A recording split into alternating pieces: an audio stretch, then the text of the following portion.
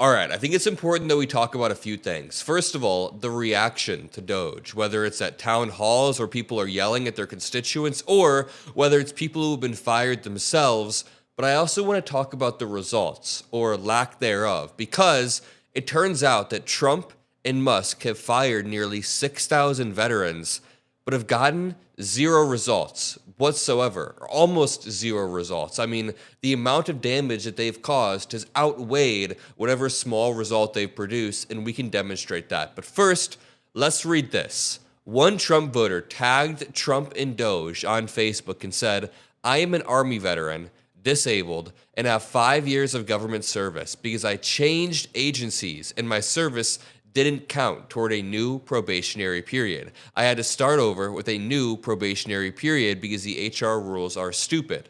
I lost my job. None of us should have to endure this, but especially those who should have protections we've earned. I voted for you 3 times and believe in what you want to do, but this isn't the way. I have been in a bullshit AI job market for months and I can't afford to go back into it. I have a husband who is disabled and children. This is disgusting and irrational and wrong on so many levels. Grabbing the fresh fruit because it's low hanging, meaning they're firing the probationary workers, the new workers. And the thing is, I've read to you many of these posts of people who say, hey, I've been working for the federal government for 14 years, but I just switched departments, so I'm still in a probationary period and I got fired. They all say, hey, I voted for you, Trump, but I got fired because I'm a probationary worker. And it's just, there's a difference between making the government more efficient, which we all want, and again, slashing the low-hanging fruit and firing people who have been working for the government for a while. The rotten fruit won't go away. And just because someone who responds to an email lying about what they did last week isn't going to do shit either. I mean, I kind of agree. It's a terrible way of managing. And then someone in the reply says, you should send this directly to President Trump. Maybe it will make a difference.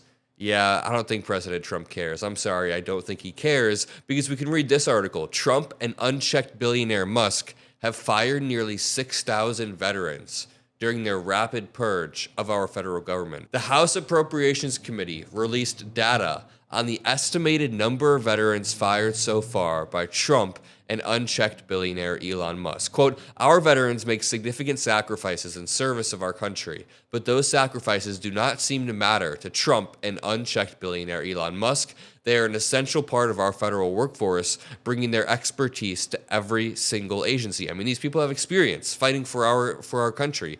Republicans are turning their back, allowing Musk to fire at least 6,000 veterans and leave them with no way to feed their families or keep roofs over their head. Let's watch this Trump voter who's very distrustful. This CNN chyron reads, Trump voter has trust issues with Trump and Musk over Doge. Really quickly, make sure you're subscribed. I keep getting comments like, hey Adam, I thought I was subscribed, but it turns out I wasn't this whole time. Good luck on 1 million. Make sure you scroll down and subscribe.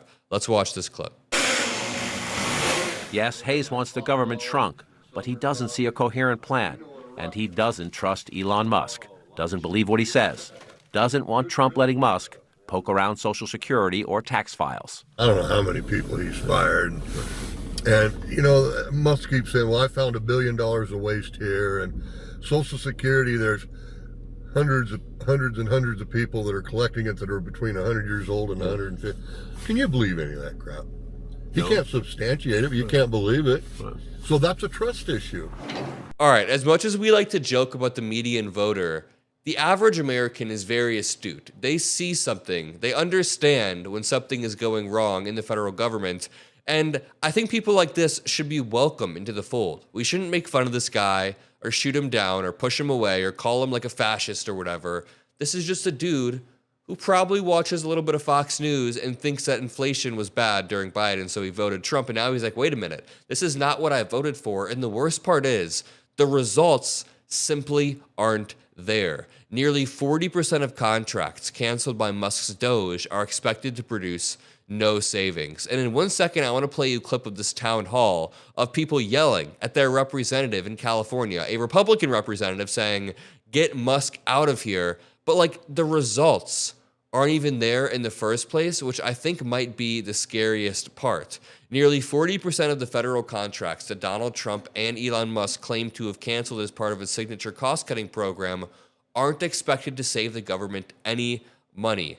The Department of Government Efficiency, so-called Doge, run by Trump advisor Elon Musk, last week published an initial list of 1,125 contracts that it terminated in recent weeks across the federal government. They called it the Wall of Receipts, and it shows that more than one-third of the cancellations, 417, are expected to yield no savings, zero whatsoever. And this is the funny part. That's usually because the total value of the contract has already been fully obligated, which means the government has a legal requirement to spend the funds for the goods or services it purchased, and in many cases has already done so.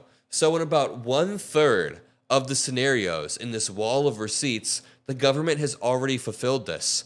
Elon Musk is being super performative, and when it comes to the other two-thirds, I'm pretty sure it's saving a fraction of a fraction of a fraction of our budget.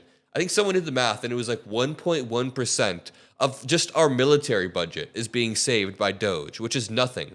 1.1%, not of our total budget, but of our military budget.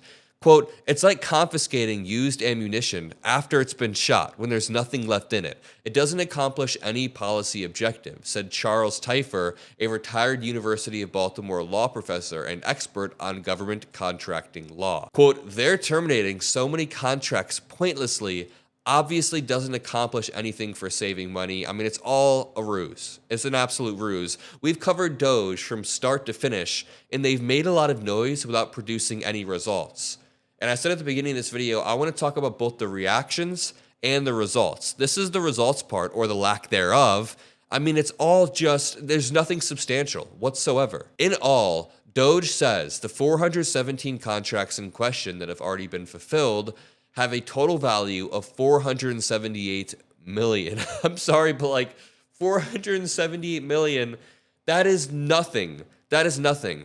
And I know on an individual level, that is a lot. That would change my life or your life. But when we're talking about Doge and the amount of money it's cost Doge to operate, the amount of money these interruptions have cost our government, I can almost guarantee that it exceeds $478 million.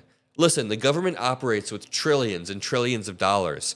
$478 million isn't even half of $1 billion, which times 100 is just a fraction of the military budget. It's a very small number, and I can almost guarantee Doge has used more than this in their efforts, which means that they've caused a net loss for taxpayers because this is not a lot of money for a department or a contract. Quote, it's too late for the government to change its mind on many of these contracts and walk away from its payment obligation. It makes no sense to be doing this unless you want to be performative and you don't actually have anything to offer. The Trump admin said it's targeting fraud, waste, and abuse. Doge says the overall contract cancellations are expected to save more than $7 billion, but many independent experts are saying that is not true. It seems to only be a fraction of that. I mean, the other day, Doge did a press release, obviously written by those tech teens, and it said they saved $8 billion in one day. And then when somebody actually dug into the contracts they cut, it added up to about $8 million. $8 million, which sure, I'd love $8 million. That's a lot of money. But for a whole day's work, you're not doing anything there, Elon Musk. You're saving each American citizen like 30 cents. I don't even know. Someone here, Joshua Petersons, has a Chevy truck and said, a big shout out to MAGA from the working class people of Parkersburg, West Virginia, who lost their jobs because the South African billionaire said so. Any Parkersburg people in the audience, drop a blue heart. And his truck said, Elon Musk is a piece of shit. I had 17 years of federal service time.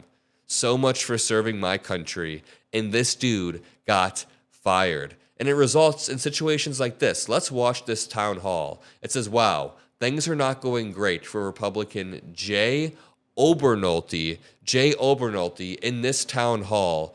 His constituents are letting him have it. Jay Obernolte is from California, and he's been serving since 2021. Let's take a listen to this town hall. Great question, and I'm glad you asked it. Oh! Okay? Answer it! Okay, I am very glad that someone is looking at all of the waste.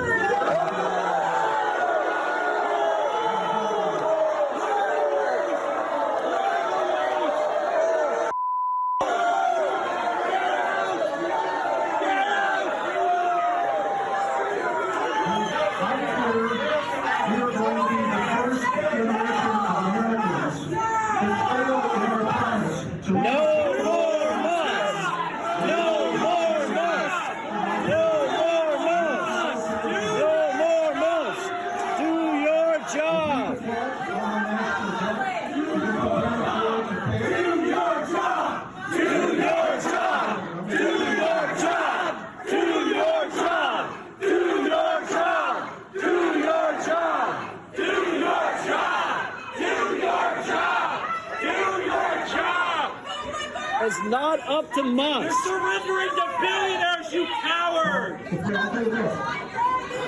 The American people voted for change in November.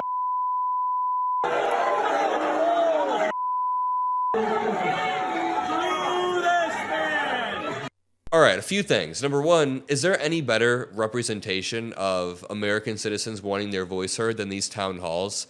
Being able to hold your representative accountable and say, why are you ceding power to a billionaire? Because that's really what this is. It's worth pointing out that there's supposed to be a separation of powers, right? Congress has the power of the purse, meaning they can appropriate or allocate funds towards certain programs, towards contracts, right? Elon Musk exists as a part of the executive branch, or he's supposed to, at least in theory. Elon Musk can't unilaterally slash these contracts, and Trump can't either.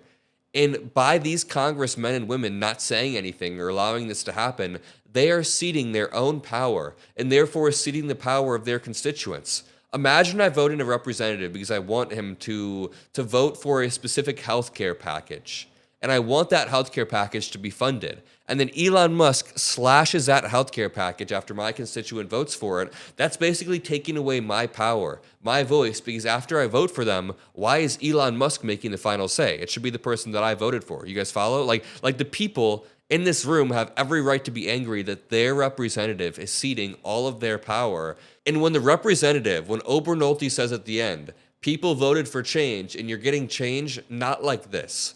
People thought you were going to go through with external oversight, external watchdogs, as you find fraud, waste, and abuse, and report it through the proper channels. Report it to Congress. I mean, for real.